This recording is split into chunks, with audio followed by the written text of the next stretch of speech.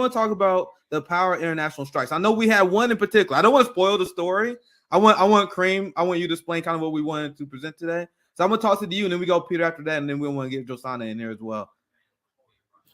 Yeah, so I think I'll leave the details up to Peter. I think Peter is good at explaining these things about India more clearly and more in detail. Also, just for the general strikes, you mind giving just a brief detail on who you are, just so people don't, who are not familiar. Yeah, so I'm Karim Batash. I work as a professor here in Hong Kong at the university, global political economy. I'm originally a political and social psychologist. Peter is my colleague and my good friend. We not only work together in academia, we're also outside of academia. We're friends. He's actually next to me in the office at the university, so that's that's good and bad, I would say. And we are. I'm from the Netherlands. He is from the United States, and we are leftists, and that shows in not only our academic work, but also outside of our work. We're very activist, and we have our own little channel that we recently started, and we are big fans of the Fred Hampton leftists and good friends as well. So that's why you sometimes see our faces show up at the International Leftist Coalition. And that's a bit who we are. I see Didi in the comments again. It's always good to see her. Hello. And maybe Peter can say something. Maybe I missed something. Yeah. Hello. I mean, that massive farmer strike in India, like Rome was just saying, if you had, like obviously the workers make the whole system work. If workers withheld their labor, then nothing would be working. Imagine if you had an international organization that could coordinate strike waves throughout the entire world. I mean, obviously this is just wish casting here. If wishes were knishes, we'd all be fat, right? But if we could aim for that and start to develop organizations that could actually pull something like that off, the kind of possibility for pressuring governments around the world into doing a kind of global Green New Deal, that would be fantastic. But I've got a lot of we can talk about this during the course of the conversation. Looking forward to it. Yeah, I definitely gonna pick your guys' brain on that. I'm super excited for that. I want to get Josana in here, my International Leftist Coalition co-host. This show has been so great, especially ever since we got Josana on for Head and Leftist. How you doing, Josana? You've been putting a lot of work in today as well. I'm looking forward to talking with Strikes about with you as well. How you doing, Josana? I'm great. I told CJ earlier that I'm feeling lucky, and I don't know if we can use that to just say that I feel like I'm the luckiest person ever, Nick, because you brought me up to International Leftist Coalition and then Fred Hampton Leftist, and I'm so grateful for this family. As a Black woman, to have a voice and a platform is so important because the world just wants to erase our voices, like they kill us, they smear us. So it's really good to be here. I just wanted to let Tyler know. Tyler is watching and he texted me early. Sis, wash it up. Like he said that my hair looked like it's never been done. So Tyler, I washed out just for you. And to say that I've been here since yesterday and I'm learning so much. I'm in awe with this summit. It's like FHL is making history with it. Like yesterday, it was like I started at 11 a.m. and stopped at 11 p.m. I was so hyped to talk to Carl Reed. I know you were super excited for that. So that was a great combo. That was like a healing. It was like I felt healed, and I feel like people that were in the comments too, and Kamali, we all opened up our stories, our own stories of aggression and abuse, and Tara was just like. She was like a healing shaman. It was a beautiful conversation. People wonder why I went for Hassan's throat. Like, I didn't care that he went after me. I went after his throat when I saw that he went after Tara because he was too much of a coward to call me out by name. So he went after Tara because he knew he would get a ton of shit libs that would like his tweet. That's how he operates. But anyway, moving on. Are we staying with solidarity with Tyler Reed here? That's why, if you guys wonder why, I feel the need to expose this guy. But I want to get to the topic because what we're going to discuss here is international strikes. I have a presentation I want to give. Just want to say for the record. Go ahead, Josana. Nick is the best ally a woman and a Black woman can have. I think it's so beautiful how he lifts up our voices. It's like, guys, come on. You need Nick in your lives. But not to say that my China babies are not amazing too, Kareem and Peter. So much love for this panel. Sorry. All right, now I gotta get refocused. I gotta get my emotions in order now. Well, anyway, so we're gonna talk about international strikes, right? I want to get Kareem and Peter back in here, just so we can get back on topic here. You guys want to talk about the biggest worker strike in human history? Am I getting that correct? Yes, that's correct. Yeah, so we're going to talk a little bit about India, where 250 million people have been striking. If that number is correct, right, Peter? Like at the height, it was like 250 million. Yeah, I think at the height of it, yeah, exactly. Yeah. All of the different unions that were organized, yeah. Right. So, and I leave that up to you to talk a little bit about these laws and stuff, and these neoliberalization of the Indian economy. But I think what is very important for us to consider, one is, of course, that it gets no attention in the mainstream media. And that has two reasons. One, because you see a successful, massive, long-term uprising of working class human beings against the neoliberalization of the economy. And I always say this is important for people in the US to understand. Neoliberalism doesn't mean the Democrats, okay? That became in popular culture, they called neoliberals the Democrats. But neoliberalism is something else. Neoliberalism is just an economic system, economic liberalism, and then the new variant, because for a short period of time, we had these Keynesian social democratic kind of policies, and then it turned back to hardcore economic liberalism, which just means free market, so-called free market, privatization, and power away from the working class to the big money.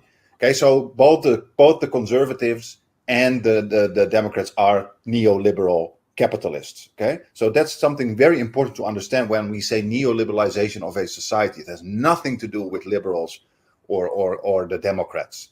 So what is very important to understand is that it got no attention, one, because it's a massive, massive uprising of working class people against the neoliberalization of the economy. And number two is also because it's brown people. Okay, brown people are not interested in our world. So they only, of course, they will only comment on brown people when they do something bad and when they are not allies with the empire. But besides that, when you see something like this, it won't get attention, A, because it's anti-capitalist, and B, of course, because they are brown people. We're talking about 250 million people. This is historically never happened before, something like that, ever. And it's just amazing that our media system totally ignores it. That's number one. Number two, it also shows something else very interesting. India has the same amount of inhabitants as China, which means that India could have been a powerhouse, economic and social powerhouse like China, but it didn't become that at all. India has huge poverty issues, huge problems. Why did it not become something like China? Because India chose the US way. China refused the US way. India chose the US way. Hardcore neoliberal capital free market economies. What happened? All the money bottlenecks to the rich, and the poor people are suffering and struggling and trying to get their head above the water. And what you see is that China becomes one of the big superpowers in the world. India becomes a horrible, fascistic, right-wing, pathetic country, politically, of course. We're not talking about the people.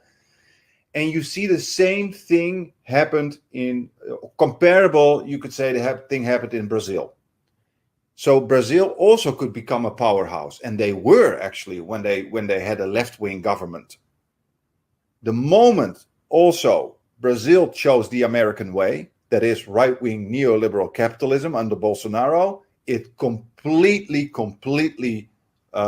dropped you could say, fell down on the world stage, from the world stage, you could say. So India was also, just like, you could say, like China, a powerhouse that was upcoming. And why? Because they had left-wing policies, or at least a combination of capitalist and left-wing policies, which is good because you elevate the general population into the middle class. And then they were like, you know what? US was not happy with that, of course, because the US never wants countries to elevate the working class.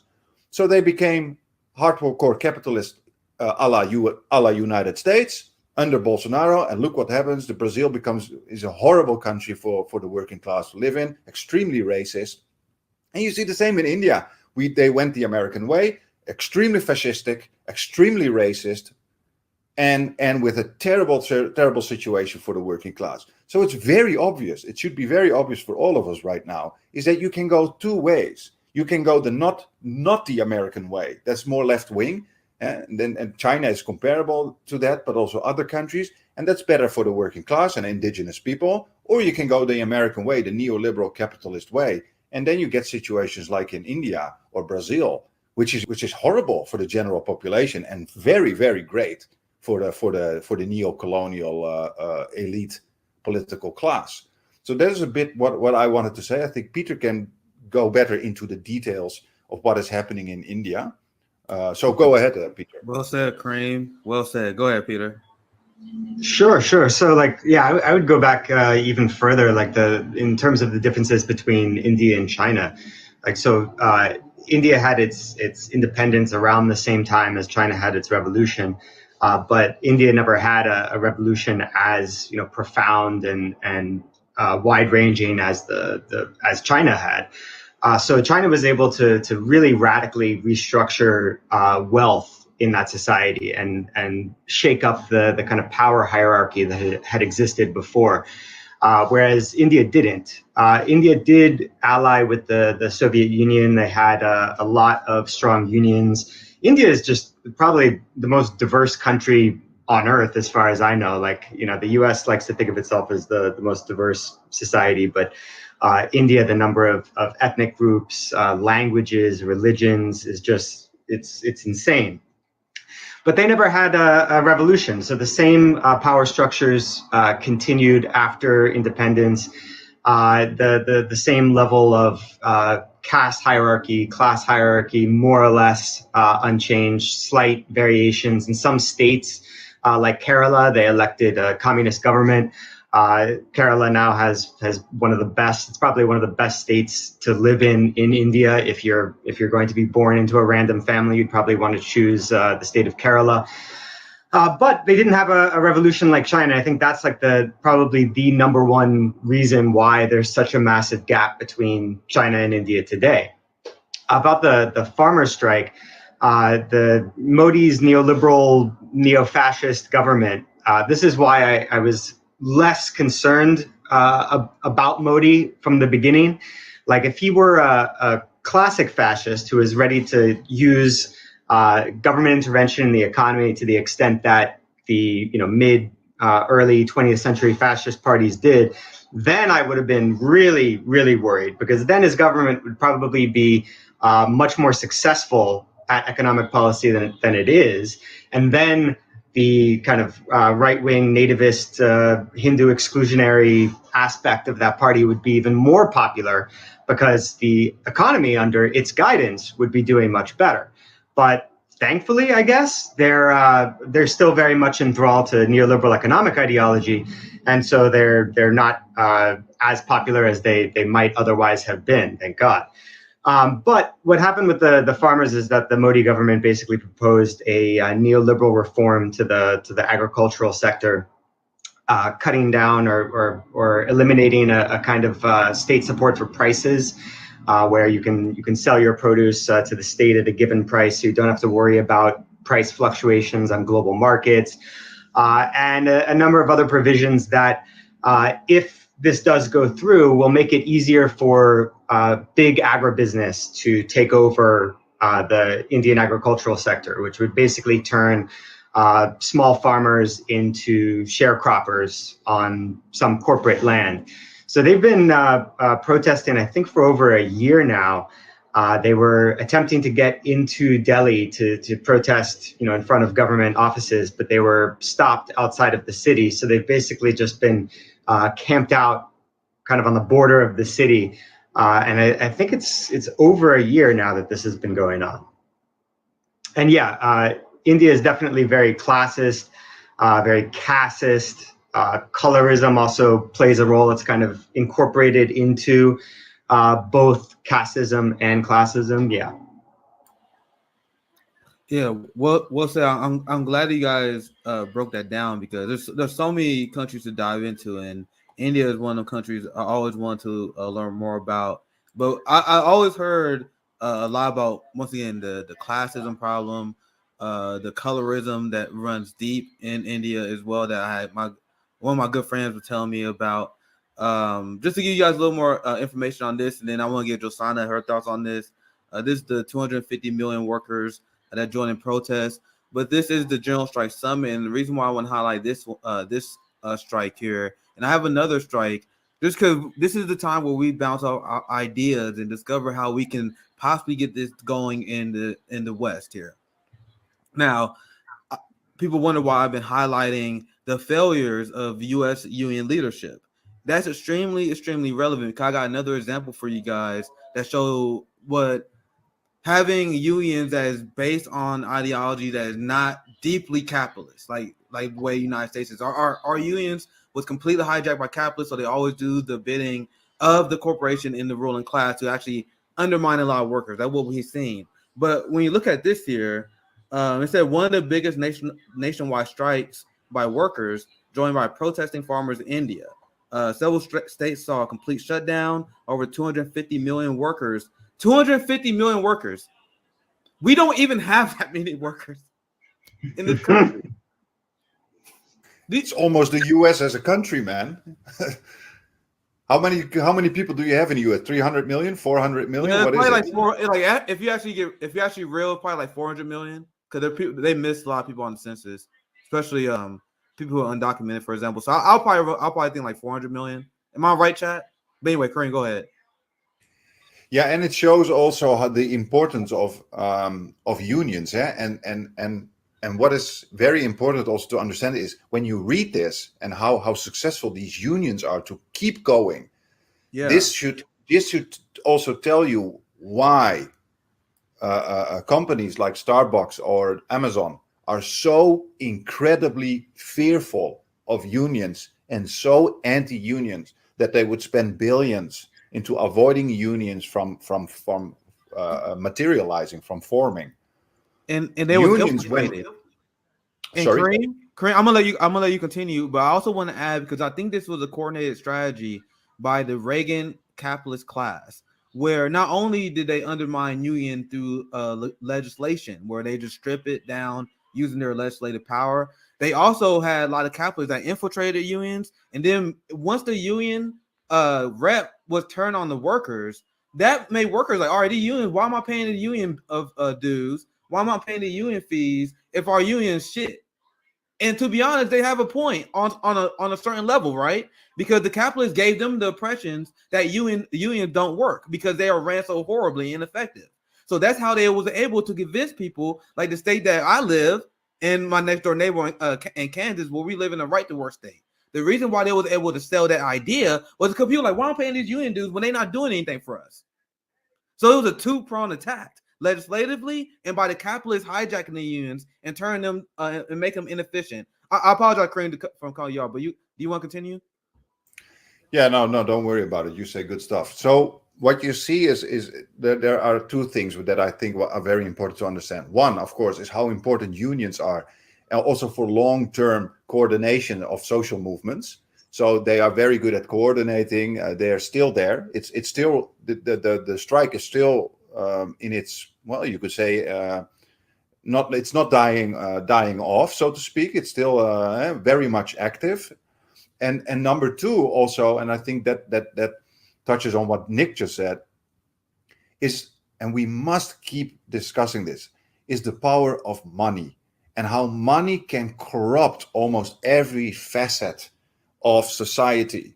That also means that what you see in the West, for example, is that unions, and especially the leadership in the unions, were bought off. Okay, therefore the unions have become toothless. Not all of them, but many unions became toothless because of money involved that was corrupting the leadership. You see the same in politics. We have the most promising people in our left-wing politics. You know, when they enter, let's say AOC.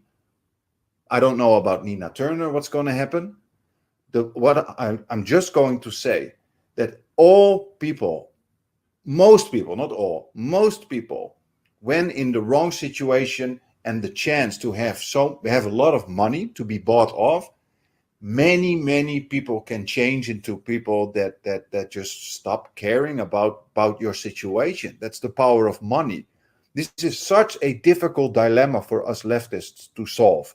What can we do to have powerful social movements run and coordinated by unions without money corrupting the people that we need to coordinate these kind of social movements? You know what I mean? And that happened in the West. Money has corrupted our left-wing politicians. Money has corrupted our unions. And money corrupts our media. Money corrupts everything. And we need to find a way to get that money corruption out of our left-wing movements, because then they're toothless. They have nothing to throw at us anymore. Only violence. Okay? Without money, the only thing that rests is violence. You see it same with society. You see it same in societies. When you have a thriving middle class, people are happy. They allow for capitalism. The moment you break down the middle class, like in Brazil and what you see in the United States, the only thing the state has left is violence. You know, there's nothing else that is intrinsically attractive in a capitalist system. Okay, there's no humanity, there's no love, there's no social connection, there's nothing intrinsically attractive, there's no spirituality. So the moment we find a way that money cannot buy us off anymore, I don't know how. Maybe Peter has an idea. Maybe Josanna has an idea. I really don't know what we can exactly do, and I don't know how they do that in India up till now. The moment we have that solution, we are powerful because we have the numbers. We really do. You know. Maybe you have any idea, Peter, Josanna? I don't know. I want to get Josanna in, and then we can get Peter in here as well. Anything you want to add? And I'll let you take the reins over here for a little bit. See, he's testing me. He's auditioning me as a host. No, I was taking notes because like every time Karim and Peter and Nick are speaking, I'm like learning. So I'm like taking notes like I'm in high school. But I do want to make a relation, and I want to ask. It's going to be a question and not an affirmation. But before that, I want to respond to you, Karim. I feel like if we are talking specifically about the US, and we never are when we are in this panel, but I do feel that the imperial core plays itself really hard in people. And that's why many times when I'm here, I'm like, you have to do the revolution inside yourself. Because if I'm competing with you, Peter and Nick, trying to be the best host here, like, then it's counterproductive. But then and that reflects on how I am positioning myself in the society, because then I can be an op, because then I'm for sale. I have a price tag. Whenever I'm competing for one place that can belong just for one person, I have a price tag. Period. But I wanted to ask about the BRICS, because I'm very curious. Because back in 2009, I think was the first summit for the BRICS. And y'all can make an introduction for the people that are not familiar with the BRICS.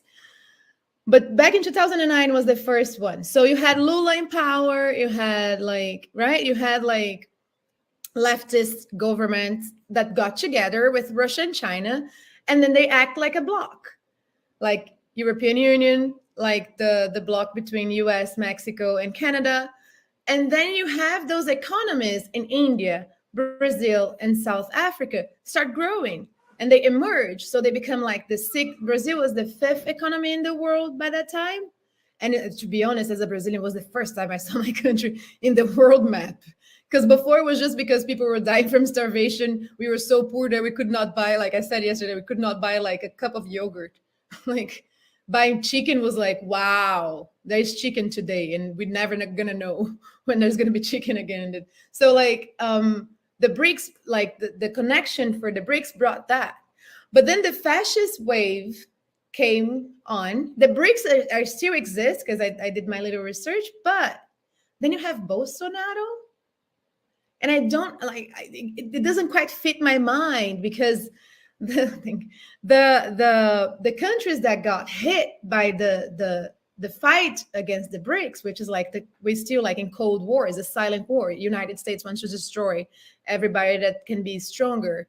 So you have the countries that were hit hard for that was Brazil, it was India, and was South Africa. So then you have Brazil and in South Africa in crisis. And of course, we are people that we live in community. When you're from a very impoverished country, the only way you can go through it is if you are in community. So that's why like 250 million people are on strike. That's why I don't know how many people go to the streets in Brazil for 3 months. And we have that will because we know that we have the right to do better than what we're doing as human beings, as basic human rights. So I wanted to know, in your opinion, if there is a connection with this crisis with the BRICS, and if you could develop a little bit on that. Well, remember, like the term BRICS, Brazil, Russia, India, China, South Africa, was coined by Goldman Sachs analyst. Like he was just looking at developing world countries to put together the ones that had like the brightest investment prospects or whatever. So that's where the idea first came from. But then it kind of took on a life of its own. And some of the leaders in those countries, like you mentioned, kind of thought, okay, well, yeah, this is actually a good idea for geopolitical power, like a kind of potential geopolitical union. But yeah, the weakness there is that all of these developing countries in the world, because of their position in the global economic system, they're not generally producing anything high value added. Like Brazil had an exception. It had Embraer, the airplane manufacturer, the aerospace company that was then bought by, I think, Boeing. But in general, these countries don't produce high value added stuff. That is products that require a lot of intellectual property, know-how, technology, etc. So they're very much dependent on commodity exports. And that's a problem because when commodity prices go down, all of a sudden, the receipts of foreign currency that you can use to buy, machine tools to build factories and stuff that you can't produce at home, that ability shoots down. So there really needs to be a more coordinated sort of union between developing countries around the world, not just the BRICS, but like the G77 or the G133, the union of all these developing countries at the UN. And then on the question of India, yeah, I think there's a lot we can learn from India, because it's not just like on one level, when you look at how is it possible to have so many people engaged in a strike, well, it's really, that part is relatively simple, because it's all just the really kind of boring, unsexy work of IRL in real life organizing, working, at a factory job and talking to your coworkers and getting them to join a union. India has, I guess, a longer and more successful experience at doing that than in the US, where unions were really crushed over the past, half century or so. But that's one aspect of it. The other thing I think we can learn from India, honestly, is looking at the success of the RSS, the fascist organization. When they started off, they didn't even have electoral politics as part of their goals. Their goal at the beginning was to set up institutions throughout society to simply spread their ideology, just education. So the parallel I see in the U.S. is if you're doing mutual aid organizing, great. Just make sure that it's not just mutual aid organization. Make sure that you're just as important as everything else you're doing is education, that you're spreading ideas, that you're getting people to understand how the world works and understand their position in that world and understand what they could do united to change how the world works. Otherwise, you get, I think Catherine Liu, who I think you might have had, somebody in FHL, I think might have had on the show, saying that without that, mutual aid is basically just like a band-aid for neoliberalism, because neoliberal governments are trying to cut off taking care of people. So if they see people taking care of people on their own, like a church charity, it's like, great, yeah, another thing we don't have to do. Thanks, guys, for doing it for us.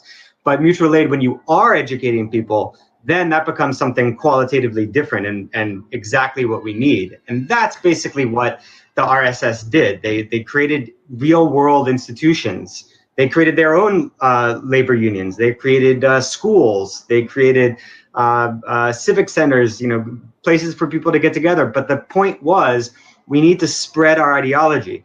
Then decades later, after they had some success at spreading their ideas, at educating people or miseducating people, then they went off with their political party, the BJP, and decades later, they actually won government power.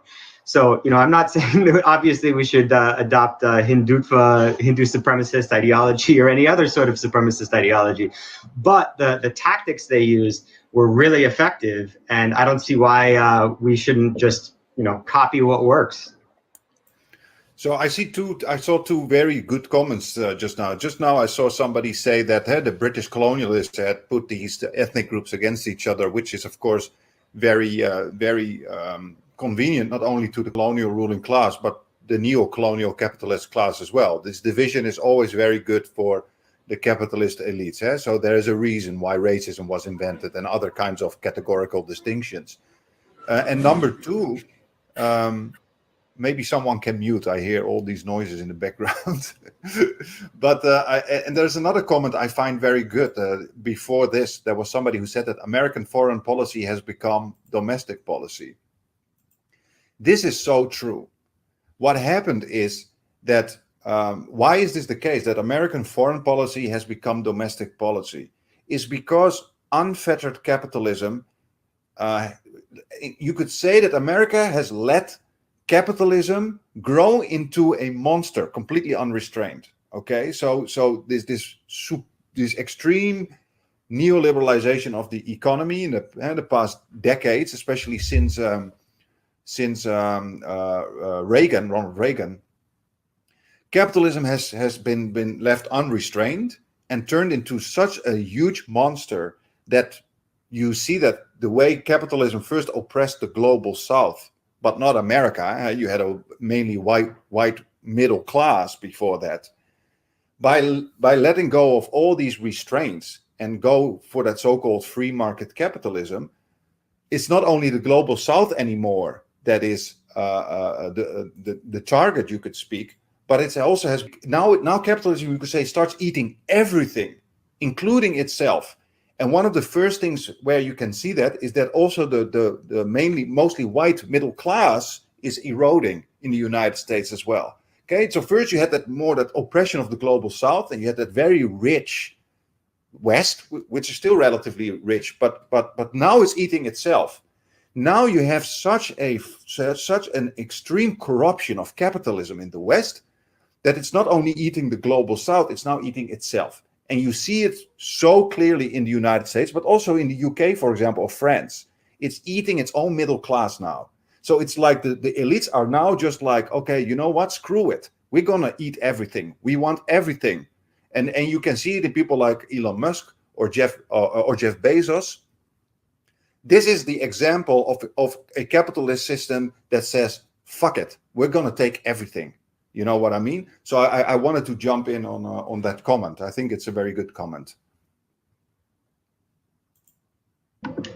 Yeah, and on that issue before about, or the question of like how to prevent power from corrupting. I mean, I don't know. Obviously, I can't give a perfect response to that. But I can say like the psychological research on power I think I mentioned this before. It's basically like it operates like cocaine on your brain. It gives you a massive dopamine rush. And you can kind of understand that because when you're in a position of power, your relationship with other people changes. They're more differential to you. If you're like a political leader, they support you for your ideas. They believe in you. You get a rush out of that. So the way our brains change when we achieve power, whether it's political power or financial power, I think being aware of that and being prepared, at least in the sense that we expect to have this kind of psychological change in ourselves, that is the best I can come up with right now. Like to be aware of that and to try to counteract that and make sure that you're continually, humbling yourself in some way to try to counteract the effect of this like natural cocaine on your brain that occurs when you achieve some sort of power. Yeah, no, definitely, and that's the discussion that we just. Hey, Kamali, good to see you. Hey, what's up? Just here Yeah, to step in for Nick with his internet troubles for a little bit here. Okay, cool. So I think that touches on what Peter and Josanna just said, and I like what Josanna always said is that, and that's so important, and that really made me think, is what Josanna always said is that we have to first start tackling that capitalist system inside of us, before we are able to really break it down. That's such an important point, because that touches on that corruption we just talked about. That capitalism always seems to corrupt people we believe in every single time. Like how can we get out? And then you realize the only way for us to get out is once we stop letting that capitalist corruption take hold inside of ourselves. That is, that we struggle to be the best, for example, that we struggle to grow in a capitalist sense, not in a spiritual sense, that we are seduced by money. You know what I mean? As long as we are seduced by money, we cannot win. That's the issue here, because we see it every time with people we believe in, like socialist politicians that eventually become capitalist monsters that just how can you say that just let us drop us like we're nothing. You know what I mean? And I think, just to quickly wrap it up, because I notice that sometimes I start talking too much philosophically and stuff, but Josanna just makes a good point that we need to find a way to educate our community in a way that we become disconnected from the capitalist way of thinking, and therefore we are not corrupted anymore by that money thinking. You know what I mean?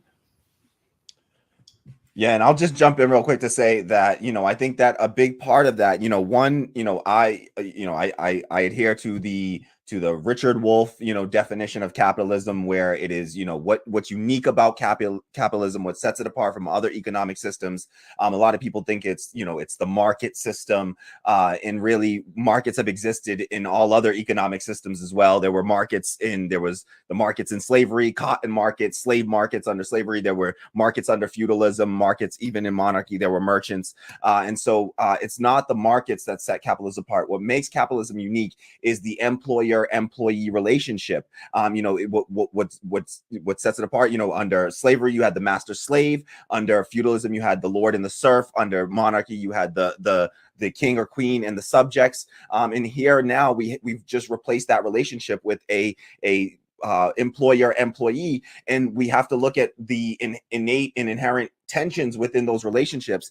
And so when we talk about moving past capitalism within us, I think that it's also about moving past and doing post-capitalist actions within the spaces that we actually have some sort of control over and some power within. And so that's within our within our relationships, within our the way that we relate to one another in the workplace. Most adults, we spend the majority of the waking hours of our lives at this stage of our life, especially in this country and many around the world, either at work or on the way to work, or recovering from the day of work. And so we hear a lot lot of people talk about socialism, about, you know, being anti-capitalist, but then they reproduce those same capitalist structures in the places where they have power in their workplaces. We saw it with someone, you know, a shining example of it with Current Affairs, Nathan Robinson. You know, they recently had to essentially disband their organization. They were a media organization. Nathan Robinson wrote a book called Why You Should Be a Socialist. But then as soon as the workers within the workplace that he had power over, you know, asked to restructure themselves as a worker cooperative, he immediately, you know, fired them all. He forced them all to resign. He fired them all, and he said in it that he wanted to hold on to the power. He felt like it was his thing that he had created. And I think that the best thing that we can do, like, we need to stop to, you know, looking at it as if, like, you know, they always, you know, like, you're giving someone a job or something like that. Like, the best thing that we can give someone is the ability to self-determine, is the trust that they can then, you know, be able to determine their own futures. And so, you know, we got to start to break down these relationships, you know, these power dynamics within our own, within the spaces that we control. And so, you know, that's a big part of what we're trying to do behind the scenes, and hopefully we'll bring it, you know, in front of the scenes to bring transparency to the, you know, to the public with what we're doing at FHL, because it is something that, you know, we are trying to, you know, it's something I've advocated for a long time for, and, you know, it's the little bit that I feel like I can add in any space that I go to. And you know, and so I just want to, you know, I constantly push that, because I do agree 100% that it starts within us, and we have to start to break down these things and to self-reflect and be critical of our own, you know, of our own ideologies, of our own, you know, actions that we take every day, day in, day out. And so, you know, as somebody that has, you know, holds anarchist principles, you know, consider myself an anarchist, I want to, you know, to constantly be challenging any form of power and power dynamics. And so, I think that we have you know, Kareem was saying earlier, like, how do we do this? You know, how are we going to do, you know, union organizing, or, you know, to be able to match something like what they did in India? But I think that, you know, and it's something that I'll actually ask to both of you now, and maybe, you know, Peter or Kareem can answer this. But I think that one of the problems that we have in the country is that, you know, we've abstracted ourselves in a capitalist system. We seem to have abstracted ourselves so far away from the types of work that are the things that produce the necessities in our society. You know, I lived in rural Jamaica, and where I lived in rural Jamaica, we grew our own food. You know, we had to dispose of our own garbage. There's no garbage man that shows up and comes and collects your trash. If you create waste, you have to deal with that waste, right? So, you know, and you don't want to, you know, you bathe in the, you know, we had no running, no kind of indoor plumbing, no kind of, you know, we didn't have electricity when I lived there. So, you know, we weren't, you know, out there just, you know, burning fossil fuels or needlessly, you know, unthinkingly, you know, polluting the river or the water that we had to, you know, because that's the water you're going to bathe in. That's the water you're going to have to, you know, use to wash clothes or drink, you know. So you, in the capitalist system, we seem to have, because of the specialization of different sectors, we seem to have abstracted human beings so far away from, you know, the things like growing the food that we need. And so, do you think that you know, it's even possible to see an effort in the same way that you know, that the Indian workers did? Because what they said was that they have enough food, you know, saved up and stockpiled to feed everyone there for, you know, as long as they needed to bunker down and fight for it. But in this country, we don't grow our food anymore. You know, we're so abstracted away from things like that. You know, and that's why it's easier for people to, you know, for us to pollute the air we breathe, or the water that, you know, for not us, but corporations to do that kind of work. So what do you think? You know, my belief is that it's going to have to start from a complete restructuring of the way that we you know, relate to one another and relate to the planet and the world around us. And so, is it, you know, what do you think in those terms? You know, was it the fact that they were the farmers themselves? Because this was a, you know, as I understand it, and maybe you can correct me if I'm wrong, Peter, or Kareem, you know, this was a farmer-led strike, and it was the farmers that got together on this. And so if we don't, you know, if we're not in control, you know, we don't produce the world's food in the same way that you know, those Indian farmers do. What is it going to take for us? How can we build have enough supplies and in the things that are going to be needed to take care of ourselves when we go on strike, in order to sustain a strike like a general strike, or like what the Indian farmers did. It's funny you bring that up because it's kind of like going back to like really old Marxist ways of thinking and analyzing the economy, which I think is accurate. So he famously was saying that you need the proletariat to lead a revolution, and the reason for that is people working in factories and cities, they're constantly interacting with their fellow workers. They're every single day they're in a community with their fellow workers in a urban environment, and that environment allows them to coordinate, to organize, to form a larger body out of many people.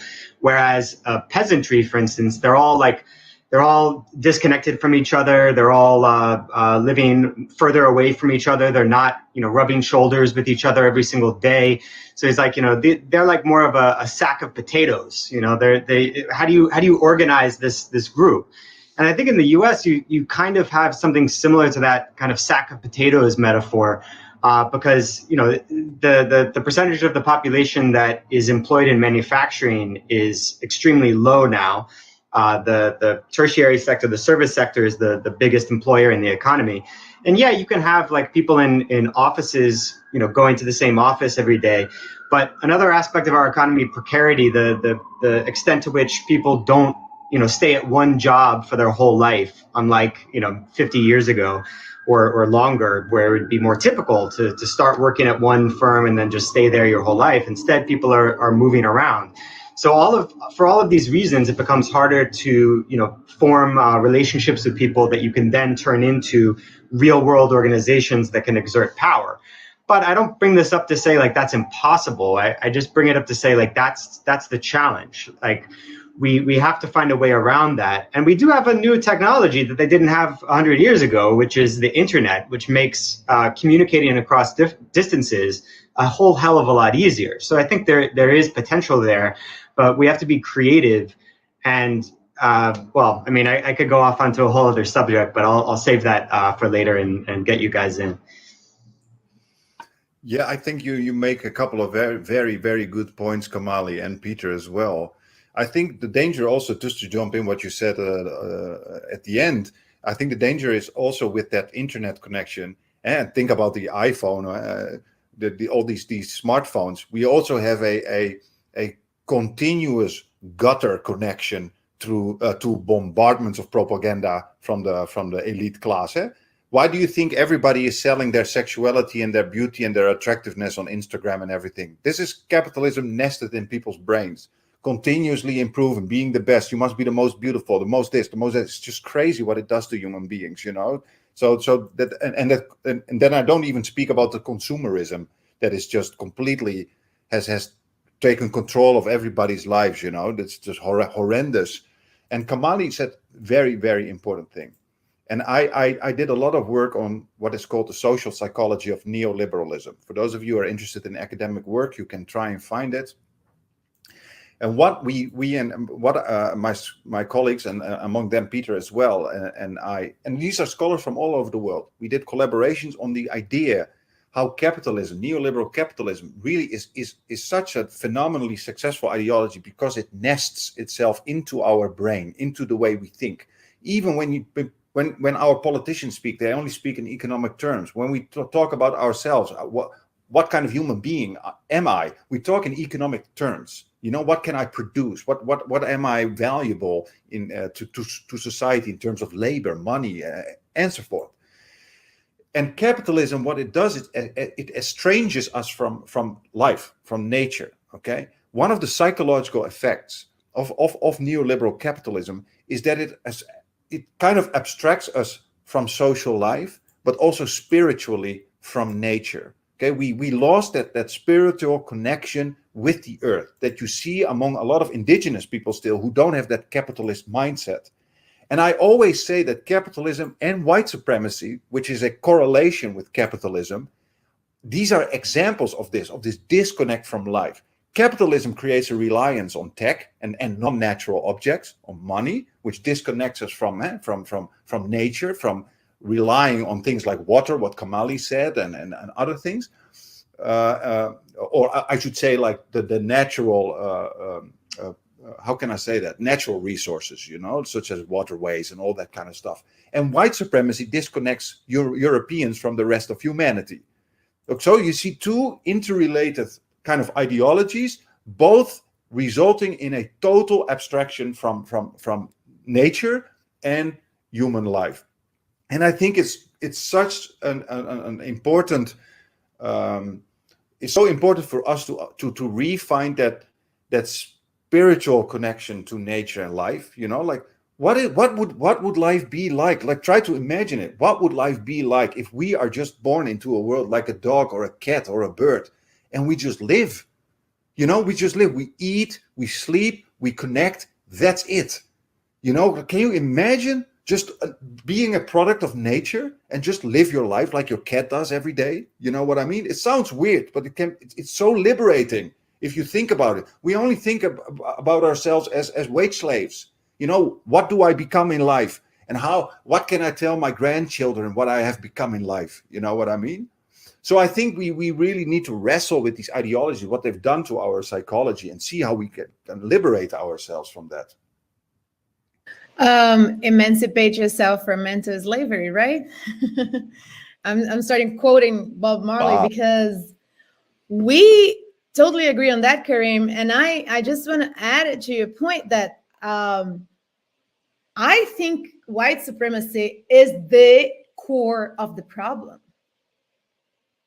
Capitalism is one of its branches, right? There is imperialism, there is race, like white supremacy is the core of the problem. And that happens because we disinvolved from the source. And then we created an illusion of power because we needed to be seeking for something that we don't have. That's the base of the capitalism. You seek for something that you don't have.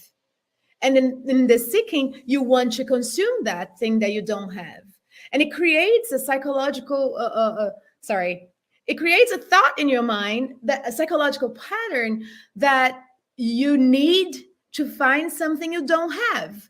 You don't have enough. You are not enough. So you need to go after all those things. And I remember, when back in Brazil, when I was working in telenovelas, I did do that. And I had this boyfriend. It was he was a very rich man. He was an actor. He was a very good actor.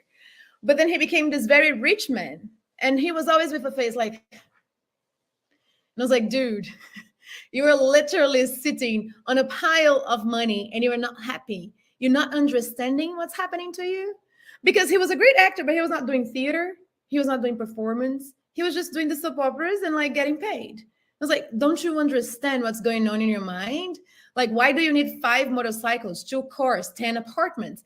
He broke up, of course, but it's the consumerism that won't fulfill the void that is in you.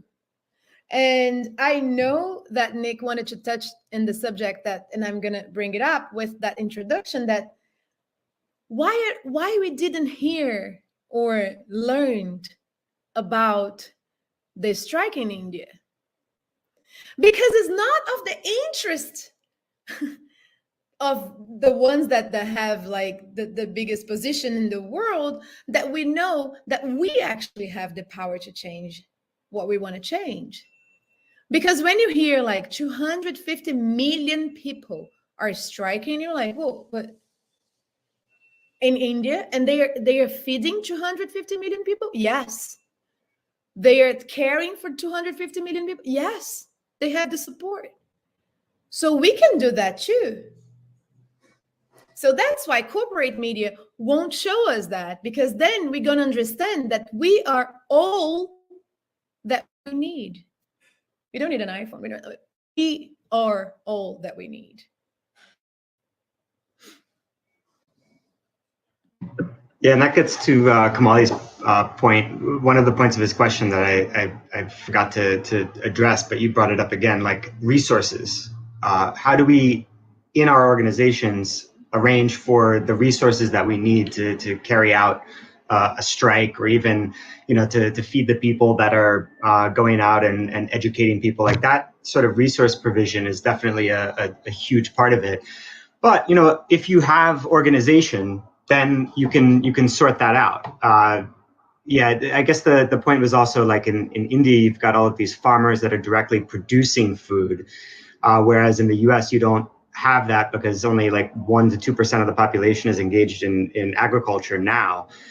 So yeah, I guess there is an extra step removed. But in a monetary economy, if you can raise the resources within organizations, you can purchase the resources you need. So I guess that is the best I could come up with to kind of paper over that disconnect between the masses of people that we would need in an organization and the direct production of resources.